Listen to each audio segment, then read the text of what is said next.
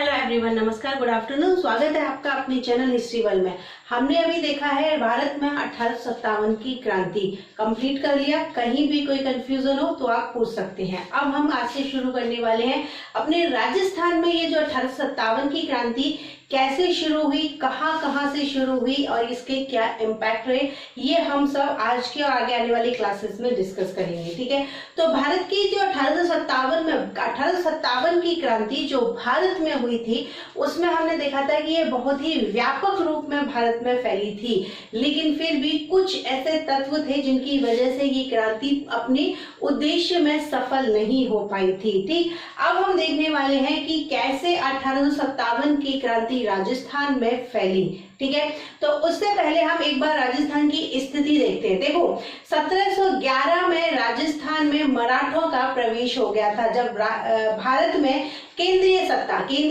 कौन, मतलब सेंट्रल में दिल्ली में जो सत्ता थी मुगलों की सत्ता, जब वो धीरे धीरे छीन होती गई तो राजस्थान में उसके बाद धीरे धीरे मराठों का प्रवेश होता गया। कुछ ऐसे राज्य भी थे जो अपनी सहायता के लिए जिन्होंने मराठों को आमंत्रित किया था, जैसे कि हम बुद्ध सिंह की बात कर सकते हैं, जिन्होंने मराठों को, बूंदी के राव बुद्ध सिंह, जिन्होंने मराठों को अपने यहाँ पर आमंत्रित किया था। तो इस तरह से 1711 में मराठों का राजस्थान में आगमन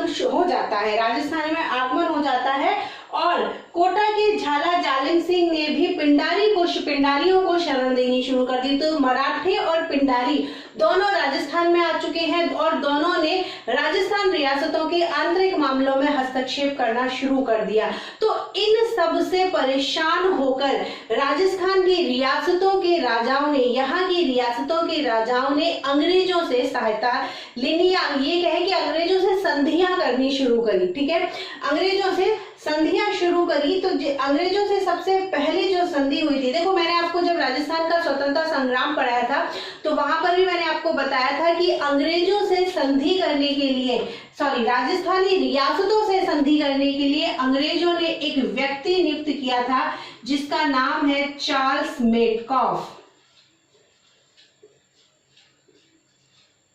ठीक है, इस व्यक्ति को नियुक्त किया था कि यही जो है अंग्रेजों की तरफ से राजस्थानी रियासतों के साथ संधि करेंगे, संधि का प्रारूप तैयार करेंगे। ठीक है, तो इन्होंने, चार्ल्स मेडकॉफ ये था अंग्रेजों की तरफ से हमारे राजस्थानी रियासतों के साथ संधि करने वाला व्यक्ति। ठीक है, और सबसे पहले जो संधि करी थी, तो सबसे पहले संधि किसने करी थी? देखो 1817 और 18 में मोस्टली सभी संधियां कंप्लीट हो जाती हैं। ठीक है, तो सबसे पहले संधि कब हुई थी? 1817 में हुई थी।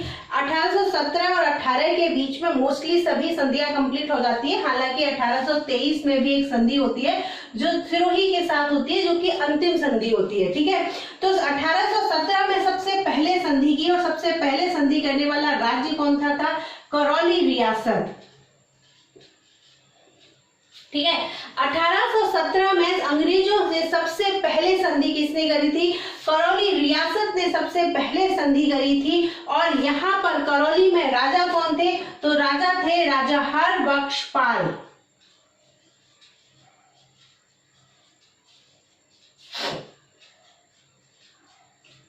ठीक है, 15 नवंबर 1817 को इन्होंने संधि करी थी और उस समय यहाँ का भारत का गवर्नर जनरल कौन था? तो लॉर्ड हेस्टिंग्स था।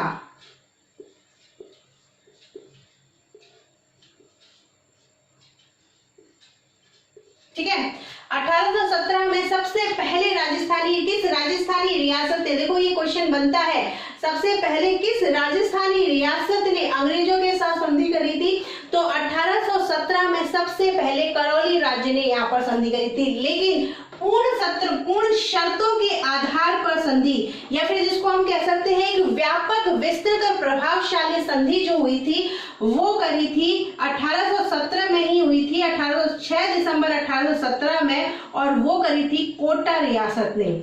ठीक है, किसने करी थी? कोटा रियासत ने करी थी। यहाँ पर शासन किसका था? महाराव उम्मेद सिंह का यहाँ पर शासन था। ठीक, क्लियर हो गया। 1817 में सबसे पहले संधि करी करौली रियासत ने, लेकिन पूर्ण शर्तों के आधार पर, या फिर हम ये कहें जिसको कह सकते हैं कि बहुत ही व्यापक, विस्तृत और प्रभावशाली संधि करी थी कोटा के महाराव उम्मेद सिंह ने, जो कि 6 दिसंबर 1817 को ये संधि इन्होंने की थी। और जो अंतिम संधि जिस रियासत के साथ हुई थी, तो अंतिम संधि हुई थी सिरोही रियासत के साथ में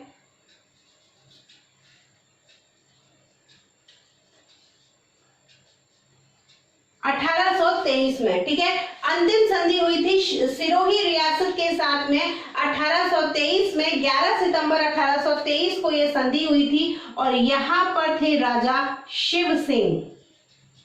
जैसे राजाओं को पूछते नहीं है, लेकिन फिर भी मैं एक बार आपकी नॉलेज के लिए बता दे रही हूँ कि सबसे पहले तो संधि हुई थी करौली ने करी थी राजा 1817 में, और अंतिम संधि की है वो है, अंतिम सहायक संधि करने वाला कौन है, ये है अपना सिरोही राज्य, और इसने कब करी है 1823 में। अब देखो संधियां कर ली। अब अंग्रेजों की चालाकी देखो, संधियां करने के बाद, संधियां करने के माध्यम से अंग्रेजों ने इन रियासतों से ये कहा कि हम आपकी सुरक्षा करेंगे आंतरिक मामलों में और बाह्य आक्रमणों से हम आपकी सुरक्षा करेंगे। और उस सुरक्षा के बदले इन्होंने क्या करा, जब इन्होंने सुरक्षा का वादा किया तो उस वादे के माध्यम से ये इन रियासतों के आंतरिक मामलों में हस्तक्षेप करना शुरू कर दिया। इन रियासतों के आंतरिक मामलों में हस्तक्षेप करना शुरू कर दिया, और इसी वजह से वहां पर इन्होंने अपना एक अधिकारी नियुक्त करना शुरू कर दिया। देखो, आंतरिक मामलों में हस्तक्षेप शुरू करा और उसके साथ साथ उसी रियासत में अपना एक अधिकारी नियुक्त कर दिया, जिसका की पूरा खर्चा, अधिकारी और उस अधिकारी के अंडर में बहुत सारी सेना, जिसका की पूरा खर्चा कौन उठाता था, वो रियासत उठाती थी। ठीक, तो इस तरीके से अंग्रेजों ने राजस्थानी रियासतों के साथ संधि करी, संधि करके उनके आंतरिक मामलों में हस्तक्षेप करना शुरू कर दिया।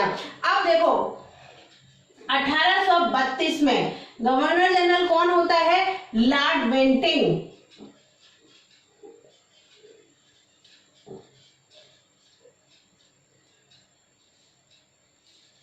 ठीक है, गवर्नर जनरल लॉर्ड बेंटिंग ने यहां पर राजस्थान में अजमेर में एक भव्य दरबार का आयोजन किया। देसी राजाओं के दरबार का, यहाँ के सभी राजाओं को उस दरबार में बुलाया गया, और अजमेर में ही इस दरबार के माध्यम से ही अजमेर में उसने राजपुताना रेजिडेंसी की स्थापना करी।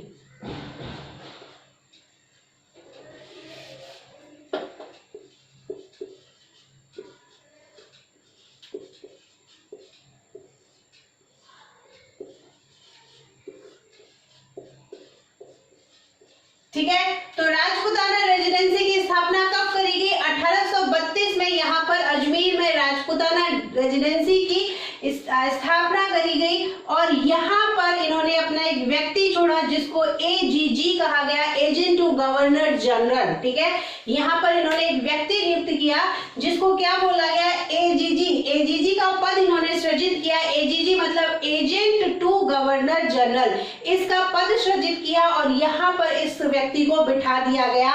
और राजस्थान में अजमेर में राजपुताना रेजिडेंसी में जो पहला एजीजी नियुक्त हुआ था वो कौन था, उसका वो था मिस्टर लॉकेट।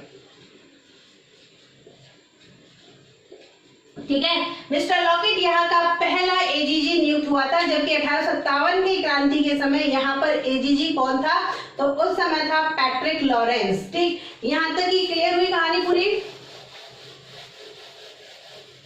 तो इस तरीके से 1832 में इन्होंने यहाँ पर अब हमारी रियासतों में हस्तक्षेप करने के इरादे से राजपुताना रेजिडेंसी की स्थापना करी 1832 में, और वहां पर एजीजी का पद सृजित किया। और सबसे पहला जो व्यक्ति एजीजी बना था, एजेंट टू गवर्नर जनरल, वो कौन था, मिस्टर लॉकेट था। ठीक है, यहाँ तक क्लियर हो गया। 1857 में एजीजी कौन था, तो 1857 में था पैट्रिक लॉरेंस। ठीक, अब देखो ये जो अंग्रेज थे ना, अंग्रेजों को गर्मी बहुत ज्यादा लगती थी, इसलिए 1845 में इन अंग्रेजों ने क्या करा, ये जो इन्होंने राजपुताना रेजिडेंसी का खोली थी अजमेर में, उसका मुख्यालय इन्होंने कहां पर ट्रांसफर किया गर्मी के दिनों में। गर्मी में ये कहां पर रहेंगे? माउंट आबू। इन्होंने अपना एक ऑफिस बना लिया माउंट आबू में, ठीक है। गर्मी के दिनों में इन्होंने अपना ऑफिस कहां पर ट्रांसफर कर लिया? माउंट आबू में, क्योंकि इनको गर्मी बहुत ज्यादा लगती थी, ठीक। तो ये थी माउंट आबू में ही, हम ये कहते हैं कि माउंट आबू ही ब्रिटिश काल की पहली नगर पालिका स्थापित हुई थी। माउंट आबू में ही ब्रिटिश काल की पहली नगर पालिका स्थापित हुई थी। यहां तक कि क्लियर हो गया। अब हम देखते हैं 1857 की क्रांति के समय। देखो हम ये तो जान ही चुके हैं, भारत के परिप्रेक्ष्य में भी हमने देखा था कि बहुत सारे कारण थे, तो उस कारणों यहाँ भी हम देखेंगे कि कुछ क्या कारण रहे। उन कारणों से पहले हम एक बार राजस्थान की स्थिति हम देख लेते हैं पूरी। देखो 1857 की क्रांति के समय, 1857 की क्रांति के समय राजस्थान में 6 छावनियां थी। राजस्थान में 6 छावनियां मौजूद थी, ठीक है। 6 सैनिक छावनियां यहाँ पर मौजूद थी। अब देखो उन 6 छावनियों को आप कैसे याद करोगे, उनके लिए मैंने आपको एक ट्रिक बनाई है। खैर एनी ने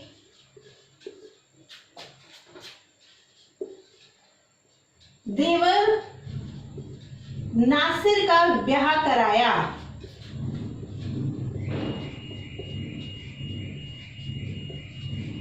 सिर्फ इतना सा याद रखना है आपको। इसको यहीं शिफ्ट कर लेते हैं।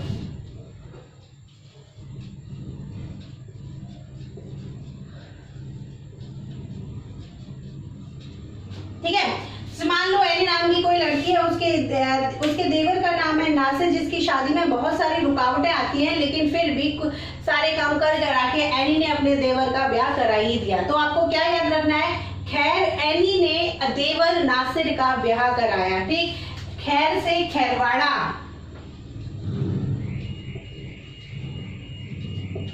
ठीक है। एरनपुरा,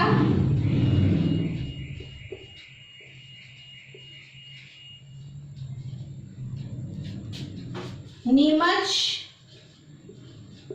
देवली, नसीराबाद और अंतिम छावनी अपनी कौन सी है? वो है ब्यावर, ठीक है। ये है अपनी 6 छावनियां जो कि 1857 की क्रांति के समय राजस्थान में मौजूद थी। खैरवाड़ा, एरनपुरा, नीमच, देवली, नसीराबाद, ब्यावर, ठीक है। ये जो खैरवाड़ा है ये कहां पर है? ये खैरवाड़ा है अपने उदयपुर में, ठीक। और यहाँ पर कौन सी सैनिक टुकड़ी मौजूद थी? तो यहाँ पर थी मेवाड़ भील कौर, ये भी आप याद रखना,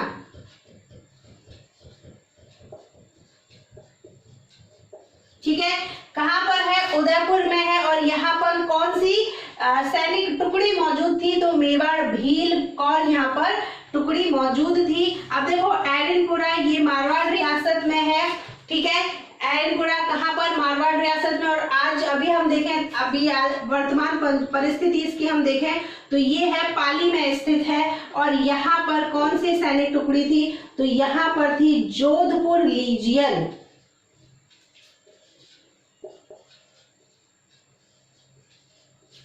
ठीक है।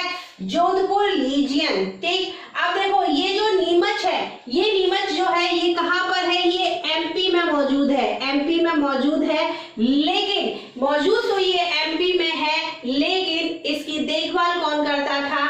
मेवाड़ में जो मेवाड़ का जो पॉलिटिकल एजेंट था शावर, वो इसकी देखभाल करता था। इसीलिए इसने भी 1857 की क्रांति में भाग लिया था। कई बार एग्जाम में क्वेश्चन आया है कि कौन सी छावनी राजस्थान से बाहर है? तो ये नीमच ही है जो राजस्थान से बाहर है। उस समय राजस्थान पूरा इस तरीके से बना हुआ नहीं था, तो ये उसके टच में थी इसी वजह से, ठीक है। तो नीमच की छावनी है जो राजस्थान से बाहर है। और यहाँ पर कौन सी सैनिक टुकड़ी थी? तो यहाँ पर थी नीमच छावनी, ठीक है। देवली, देवली कहां पर है? टोंक में।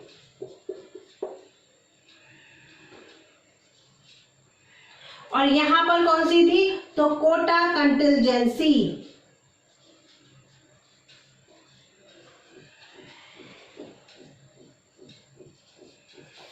कौन सी सैनिक टुकड़ी यहाँ पर थी? कोटा कंटिजेंसी सैनिक टुकड़ी थी, अब है नसीराबाद। नसीराबाद और ब्यावर दोनों कहां पर है? अजमेर में है। कहां पर है? अजमेर में है। और नसीराबाद में कौन सी थी? तो यहां पर थी बंगाल नेटिव इन्फेंट्री। ठीक है, बंगाल नेटिव इन्फेंट्री। और ब्यावर में कौन सी थी? तो ब्यावर में थी मेर बटालियन।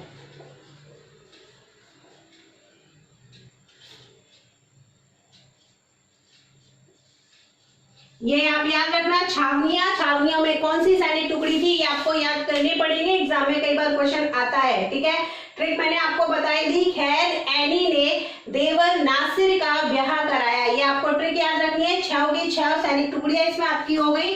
खैरवाड़ा छावनी में कौन सी सैनिक टुकड़ी थी? तो मेवाड़ भील कौर यहाँ पर टुकड़ी थी। एरनपुरा में थी जोधपुर लीजियन सैनिक टुकड़ी। ठीक है, नीमच कहां पर स्थित है? एमपी में स्थित है। एग्जाम में क्वेश्चन आया हुआ है कि कौन सी 1857 की क्रांति में भाग लेने वाली कौन सी छावनी राजस्थान में नहीं है? तो नीमच है जो कि राजस्थान से बाहर एमपी में स्थित है। और यहाँ पर नीमच छावनी जो थी सैनिक टुकड़ी थी। देवली में है, देवली में कौन सी थी? तो कोटा कंटिजेंसी देवली में सैनिक टुकड़ी मौजूद थी। नसीराबाद में थी बंगाल नेटिव इन्फेंट्री और ब्यावर में थी मेर बटालियन। ठीक, ये थी यहाँ की 6 सैनिक टुकड़ियां और वहां पर 6 छावनियां और छावनियों में जो भी सैनिक टुकड़ी मौजूद थी। ठीक है, अब जैसे कि मैंने आपको बताया कि नीमच की छावनी की देखरेख किसके अंडर में थी? मेवाड़ के पॉलिटिकल एजेंट शावर्स के अंडर में थी। तो पॉलिटिकल एजेंट कहाँ और कैसे थे वो आप देखो। ये मान लो ये अपना है अजमेर, यहाँ पर है जयपुर, ये नीचे आते हैं, इधर है कोटा, ठीक है, इधर है जोधपुर और यहाँ है अपना मेवाड़। देखो ये जो है आपको यहाँ पर इनके पॉलिटिकल एजेंट और यहाँ पर कौन से राजा थे वो आपको याद करने ही पड़ेंगे। जयपुर में पॉलिटिकल एजेंट था ईडन। ठीक है, जयपुर में पॉलिटिकल एजेंट कौन था? ईडन था। और जयपुर का राजा कौन था? तो राम सिंह यहाँ के महाराजा थे। ठीक, याद रखना, जयपुर में पॉलिटिकल एजेंट कौन था? ईडन था। और यहाँ के महाराजा कौन थे? तो महाराजा राम सिंह यहाँ के महाराजा थे। कोटा में कौन था? तो कोटा में था बर्टन। कोटा में पॉलिटिकल एजेंट कौन था? कोटा में पॉलिटिकल एजेंट बर्टन था। और यहाँ पर भी राजा कौन थे? राम सिंह। यहाँ के राजा का नाम भी राम सिंह ही है। ठीक है, जयपुर में देख लिया अपन ने, जयपुर में पॉलिटिकल एजेंट कौन था? ईडन है और महाराजा राम सिंह। कोटा में बर्टन और यहाँ पर भी कौन है? राम सिंह। यहाँ के भी महाराज का नाम महाराव, कोटा के तो महाराव कहलाते थे और कौन है? महाराव राम सिंह। अब देखो मेवाड़ में कौन था पॉलिटिकल एजेंट? तो मेजर शावर। ठीक है, मेजर शावर्स था यहाँ पर पॉलिटिकल एजेंट। और यहाँ के राजा कौन थे? तो महाराणा स्वरूप सिंह यहाँ के राजा थे। ठीक है, याद रहेगा मेवाड़ में कौन था पॉलिटिकल एजेंट? शावर्स था, मेजर शावर। और यहाँ पर महाराणा कौन थे? मेवाड़ के जो राजा हुआ करते थे वो महाराणा कहलाते थे। और यहाँ पर कौन थे? महाराणा स्वरूप सिंह जी यहाँ के महाराणा थे। अब आते हैं जोधपुर। तो देखो जोधपुर में पीए कौन था पॉलिटिकल एजेंट? वो था मैकमेसन। और यहाँ पर कौन था? तो तख्त सिंह यहाँ के महाराजा थे। तख्त सिंह यहाँ के महाराजा थे। ये आपको याद करने हैं, एग्जाम में पूछे जाते हैं, इसलिए आपको ये याद करने ही पड़ेंगे। देखो जयपुर में कौन था पॉलिटिकल एजेंट? ईडन था। और महाराजा कौन थे? राम सिंह। वहीं कोटा में बर्टन और राम सिंह याद रखना है। मेवाड़ में शावर, झीलों की नगरी और झीलों की नगरी मेवाड़। और वहां पर उदयपुर, झीलों की नगरी उदयपुर, वहां पर लोग क्या करने जाते हैं? शावर लेने जाते हैं। तो याद रखना मेवाड़ में कौन था? शावर्स था। और राजा कौन थे? स्वरूप सिंह। ठीक है, शावर लेने के बाद में हमारा स्वरूप कैसे निखर जाता है। तो आप ये याद रखना। और मैकमेसन जोधपुर में था, जिसने क्या कर दिया, जोधपुर का तख्ता ही पलट दिया। तो वहां पर महाराजा कौन थे, तख्त सिंह वहां पर महाराजा थे। अब देखते हैं कि जब हम इन रियासतों के महाराजाओं ने खुद ही अंग्रेजों से सहायता ली थी या खुद ही अंग्रेजों से संधियां की थी, तो ऐसे क्या कारण पड़े कि उसके बाद में ये जो राजा महाराजा या यहाँ की जनता अंग्रेजों के इतने अगेंस्ट हो गई, अंग्रेजों के इतने खिलाफ हो गई कि 1857 की क्रांति कर दी। तो 1857 की क्रांति अब हम यहाँ देखेंगे कि उसके कारण क्या थे। ठीक है, उससे पहले आप एक चीज और नोट कर लीजिए, यहाँ एजीजी कौन था। देखो मैंने आपको बताया था कि पहला एजीजी जो 1832 में बना था कौन था, मिस्टर लॉकेट था। लेकिन 1857 की क्रांति के समय कौन था, तो इस समय था पैट्रिक लॉरेंस। देखो ये एग्जाम में पूछे जाते हैं, इसलिए इनको नोट कर लेना। मैं बार बार बता रही हूँ, एग्जाम में पूछे गए क्वेश्चन है, नोट कर लेना। एजीजी 1857 की क्रांति के समय कौन था, पैट्रिक लॉरेंस था। भारत का गवर्नर जनरल कौन था, तो लॉर्ड कैनिंग था।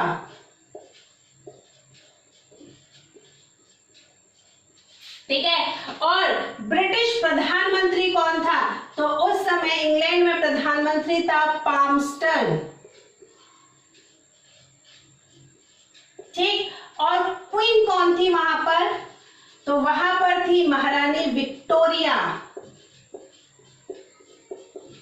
ठीक है, ये आपको नाम याद रखने ही है। एजीजी राजस्थान में कौन था, एजीजी तो राजस्थान में उस समय था Patrick Lawrence. Governor general, Bharat का गवर्नर जनरल कौन था, लॉर्ड कैनिंग था। इंग्लैंड की अगर हम बात करें तो इंग्लैंड में प्रधानमंत्री कौन था, पाल्मस्टन इंग्लैंड का प्रधानमंत्री था। और इंग्लैंड की महारानी थी क्वीन विक्टोरिया। ठीक है, अब हम कारणों पे बात करते हैं। देखो क्या कारण रहे। सबसे पहला कारण है शासकों में असंतोष। अब शासकों में असंतोष कैसे था, देखो सबसे पहले ये जो अंग्रेज थे इन्होंने रियासतों को हड़पना शुरू करा, रियासतों को हड़पना शुरू करा। और उस हड़पने के क्रम में राजस्थानी रियासतों की हम बात करें तो 1848 में इन्होंने करौली राज्य को हड़पा था। डलहौजी की हड़प नीति के तहत इन्होंने सबसे पहले करौली राज्य को हड़पा था। हालांकि बाद में इन्होंने जो बोर्ड ऑफ डायरेक्टर की मीटिंग हुई थी, उन्होंने बोर्ड ऑफ डायरेक्टर्स ने ये कह दिया कि करौली तो हमारा एक मित्र राज्य है, इसलिए इन्होंने करौली को अपना राज्य वापस दे दिया। करौली को अपने साम्राज्य में इन्होंने नहीं मिलाया था। ठीक है, 1852 में इन्होंने हड़पा था उदयपुर को। ठीक है, 1852 में इन्हें हड़पा था उदयपुर को। ठीक है, तो डलहौजी की हड़प नीति के तहत सबसे पहले शिकार तो हुआ था करौली राज्य, लेकिन बोर्ड ऑफ डायरेक्टर ने करौली को यह कहकर उसका राज्य वापस कर दिया कि करौली तो हमारा एक मित्र राज्य है। और उसके बाद में 1852 में इन्होंने हड़पा उदयपुर को। तो इस तरीके से धीरे धीरे यहाँ की रियासतों को अपने अंडर में कर रहे थे, धीरे धीरे यहाँ पे रियासतों को ये हड़पना शुरू कर रहे थे। इसकी वजह से यहाँ के शासकों के मन में अंग्रेजों के खिलाफ जो है वो असंतोष पैदा हुआ। उसके साथ में हम देखें तो सामंतों में भी बहुत ज्यादा असंतोष था। राजस्थान में सामंतों का एक बहुत बड़ा हाथ था। सामंत जो है वो राजा के बाद में सामंत का दूसरा स्थान होता था, राजाओं के बाद में सामंत का दूसरा स्थान हुआ करता था। लेकिन इन अंग्रेजों ने सामंतों के अधिकारों में कमी कर दी है, या फिर हम ये बोले कि सामंतों के अधिकार ही खत्म कर दिए। सामंत जो अलग से अपना दरबार लगाते थे, अपना न्यायालय लगाते थे, वो सभी इन्होंने सामंतों के खत्म कर दिए। उसके अलावा जो आम जनता पर कानून लागू होते थे वो सभी के सभी कानून इन्होंने सामंतों पर लागू करना शुरू कर दिया। तो सामंतों में, शासकों में यहाँ पर बहुत ज्यादा असंतोष था। इसके साथ हम देखें तो यहाँ पर ही क्या पूरे भारत में ये लोग अंग्रेज जो थे वो बहुत ज्यादा कर वसूल करते थे। अब ये राजाओं पर अधिक से ज्यादा कर का बोझ डालते थे, तो राजा अपनी जनता से उस कर को लेते थे। तो इन करों का सीधा प्रभाव किस पे पड़ता था, आम जन पे पड़ता था, जनता पे पड़ता था। तो इस वजह से जनता में भी बहुत ज्यादा असंतोष व्याप्त था। ठीक है, तो ये तो था राजनीतिक असंतोष। इसके साथ के साथ हमने ये देखा था कि एक अधिनियम पारित किया गया था, एक एक्ट पारित किया गया था, जिसके तहत बहुत सारे पादरियों को यहाँ आने की, भारत में आने की परमिशन दे दी गई थी। और भारत में आकर ये जो पादरी थे, ईसाई धर्म का प्रचार शुरू करना इन्होंने प्रचार करना शुरू कर दिया था और यहाँ के लोगों को ईसाई बनाना शुरू कर दिया। तो इसी तरीके से ये लोग राजस्थान में भी आए और राजस्थान में भी यहाँ की जनता को धीरे धीरे ईसाई धर्म में शिक्षित करना शुरू कर दिया या ईसाई बनाना शुरू कर दिया। तो इस वजह से भी बहुत सारे लोगों के मन में ये कुंठा थी कि ये हमारा धर्म भ्रष्ट कर रहे हैं और ये हमें जबरदस्ती ईसाई बनाने पर तुले हुए हैं, इस तरीके से। और अगर हम देखें तो यहाँ जब राजाओं पर ये बहुत ज्यादा कर का बोझ डाल देते थे, अंग्रेज जब राजाओं पर बहुत ज्यादा कर का बोझ डाल देते थे, तो जो राजा महाराजा होते थे वो अपने सैनिकों को प्रॉपर वेतन नहीं दे पाते थे। तो इस वजह से उन सैनिकों के मन में भी इन अंग्रेजों के खिलाफ जो है वो असंतोष था। इसके साथ के साथ हमने ये भी देखा था कि अंग्रेज जो है अपने यूरोपीय सैनिक और हम भारतीय सैनिकों में बहुत भेदभाव करते थे, कम वेतन देते थे, खाना पीना अच्छा नहीं देते थे। तो सैनिकों में इस वजह से भी बहुत ज्यादा भेदभाव, बहुत ज्यादा असंतोष व्याप्त था। ठीक है, जनता में असंतोष की तो हम इस बात से देख सकते हैं कि जब सैनिक यहाँ पर विद्रोह करके आगे बढ़ते थे तो कहीं भी किसी भी जनता ने उनका क्या विरोध नहीं किया, बल्कि उनके लिए रास्ता दिया करते थे आगे जाने के लिए और उन पर फूल बरसाया करते थे। तो इस बात से भी हमें पता चलता है कि जनता के मन में इन विद्रोहियों के लिए कितनी सहानुभूति थी और अंग्रेजों के लिए कितना आक्रोश भरा हुआ था। ठीक है, तो ये कुछ कारण थे जिसकी वजह से राजस्थान में भी 1857 की क्रांति हुई। अब हम देखते हैं कि राजस्थान में 1857 की क्रांति शुरू कहां से हुई।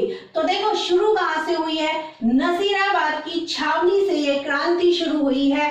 और कब हुई है, तो 28 मई 1857। ठीक है, 28 मई 1857 को राजस्थान में नसीराबाद की छावनी में 1857 की क्रांति का बिगुल बजा। और ये हम डिस्कस करने वाले हैं अपनी कल की क्लास में। आज का वीडियो अगर आपको पसंद आया हो तो वीडियो को लाइक कीजिए, दोस्तों के साथ में शेयर कीजिए, चैनल को सब्सक्राइब कीजिए। मिलते हैं कल हम अपनी नसीराबाद की छावनी और नीमच की छावनी के कुछ इंपॉर्टेंट पॉइंट्स लेकर के। तब तक थैंक यू सो मच।